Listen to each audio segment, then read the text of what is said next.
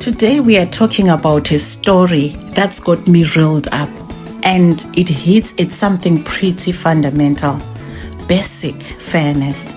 You've probably seen the headlines about this former UN worker who has been banged up for not paying her maid. Let's unpack this, shall we? Now, the UN, right? We are supposed to think of them as good guys, setting global standards, championing human rights. And then you hear something like this.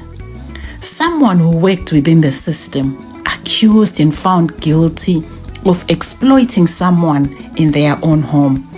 It's a gut punch, isn't it? It makes you question the very principles these organizations claim to stand for. From what's been reported, this wasn't just a case of slight delay in payment. We are talking about years of underpayment, leaving this domestic worker in a vulnerable position. Think about that for a second.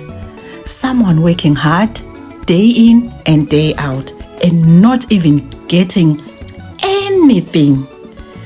It's the kind of exploitation you would hope would have left behind, not something happening under the nose of an international body. Here in Leeds, we might have our own issues with wages and worker rights, but we have laws in place, campaigns fighting for better conditions. We understand the basic principle: if you work, you deserve to be paid properly, isn't it? This UN case throws a harsh light on the fact that those basic principles are not applied, even within circles that should know better. And then there's this whole diplomatic immunity angle that was initially floated. Look, I get the idea behind protecting diplomats so they can do their jobs without fear of politically motivated prosecution. But should that shield extend to criminal acts like this? Should it be a get-out-of-jail-free card for what sounds like exploitation? For me, that's a massive question mark hanging over the whole situation. Where is the justice for the worker in all that? Let's not forget the person at the heart of this, the maid. We don't always hear her side of the story in the headlines, but imagine the hardship, the frustration, the feeling of being powerless. This isn't just about money. It's about dignity, respect, and basic human decency. It makes you think about all the invisible labor that often goes unvalued and unprotected.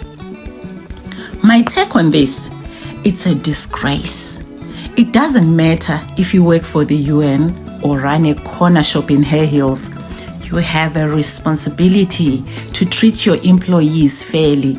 And when that doesn't happen, there need to be an action taken. This case, even though it's happening internationally, should make us all think about the standards we uphold and the kind of world we want to live in.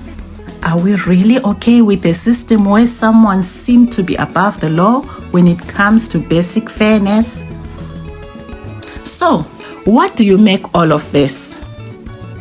It's a story that's far from over, and it raises some uncomfortable truths. Let's get the conversation going in the comments. What are your thoughts on labor rights, international accountability, and whether anyone should be exempt from basic standards of fairness?